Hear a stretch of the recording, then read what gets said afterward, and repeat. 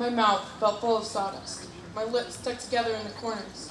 As I opened my eyes, I saw a glass of ice water on the table beside my bed. It was exactly what I needed. But when I tried to reach the water, my right arm did not move. I tried again. Nothing happened. I tried with my left arm. Nothing. I tried to bend my knees so I could roll on my side, but my legs were two logs, stiff and unmoving. I was too weak even to lift my head off the pillow. "Help!" A nurse ran in. "I can't reach the water," I said. "There's something wrong with my hands. I'm thirsty, but when I try to get the glass..."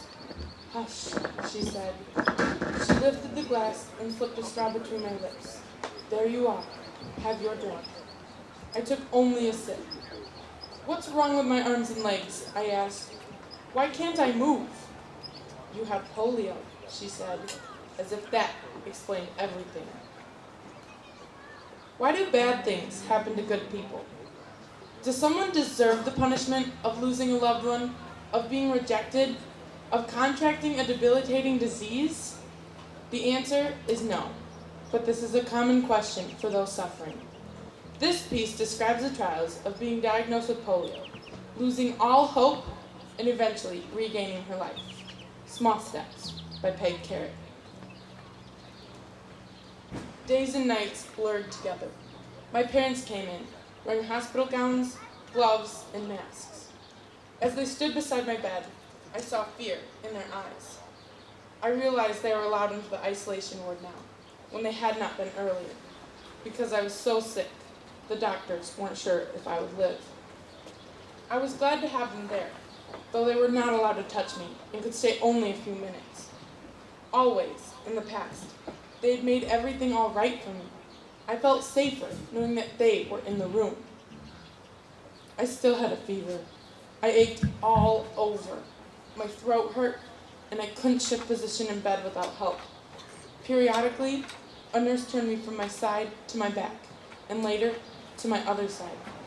That eased the pain temporarily, but it always came back. "We're going to put you in an oxygen tank," the doctor said.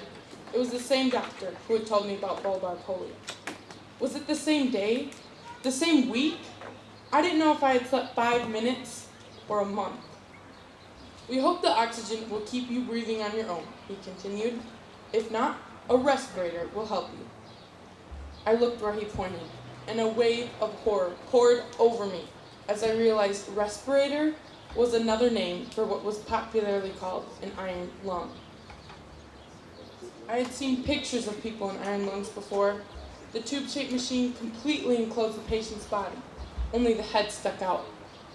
Bellows pumped air in and out, causing the patient's lungs to expand and contract. Small doors and portholes on the sides of the iron lung allowed the nurses to put their hands in to bathe the patients and help with toileting. Portions of the doors were clear plastic, so the nurses could see what they were doing.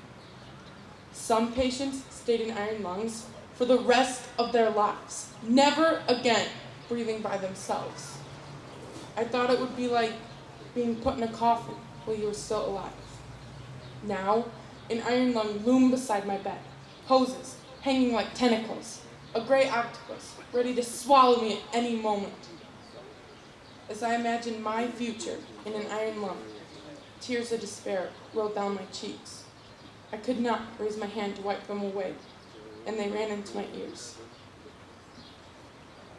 Until I got polio, I'd led a carefree life. My brother, Art, is 6 years older than I. My parents had longed for a baby girl, and my birth was cause for celebration. Throughout my childhood, I was dearly loved, and I knew it. My earliest memories are swinging, with lilacs in bloom on both sides of my swing, flying high past the purple blossoms, surrounded by the scent, of pushing Raggedy Ann and Marilyn, my favorite dolls, in my dog buggy, of sitting on a picnic bench with my mother's relatives around me, all of them singing Sleep Kentucky Babe, or You Are My Sunshine. Nothing in these experiences had prepared me for the words, "The patient is paralyzed from the neck down," or the sight of an iron lung standing beside my hospital bed. My parents brought me a teddy bear from Art, who was a freshman at Carleton College. They put the little bear inside the tent. This oxygen tent is just what you need, Mother said, her cheerfulness sounding forced. It will make it easier to breathe, and you'll soon feel better. The oxygen did ease my breathing, but nothing helped the fever and pain. Once, in the middle of the night, I awoke, aching all over. I badly wanted to roll into my other side. "Nurse!" I yelled as loudly as I could. "Nurse!" The night nurse rushed in my room. "I need to be turned," I said. "No, you don't."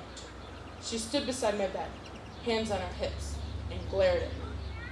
She was a large woman, and seen through the oxygen tent, she looked even bigger. "I just turned you not 10 minutes ago," she scolded. "I'm not turning you again already. You get turned every 30 minutes, the same as every other patient in this ward." "But my legs hurt." "They're going to hurt no matter how many times I roll you around, so you might as well get used to it." "My back hurts too. I want to lie on my other side." Years of prodding by my mother surfaced. I added the magic word. "Please? I am too busy to run in here just to turn you in that bed." She shook a finger at me. "Don't you call me again unless it's an emergency. You hear me? Do not call me unless you can't breathe." My legs throbbed. My arms ached. My back, neck, and throat hurt. I lay there, helpless, staring at her. She could have turned me in the time it took her to tell me no, I thought. And how was I supposed to call for help if I couldn't breathe? At that moment, I wanted to go home more than I'd ever wanted anything. But along with the river of homesickness that flowed through my veins came a trickle of indignation. I was angry at her and angry at my disease. I am not, I decided, going to lie here and be helpless for the rest of my life. I squinted at the nurse through the plastic oxygen tent. Someday, I vowed, she'll be sorry. I'll fight this polio and I'll beat it. I'll walk out of here and I'll tell the whole world about the mean nurse who would not help a paralyzed child turn over in bed. Thank you. Thank you.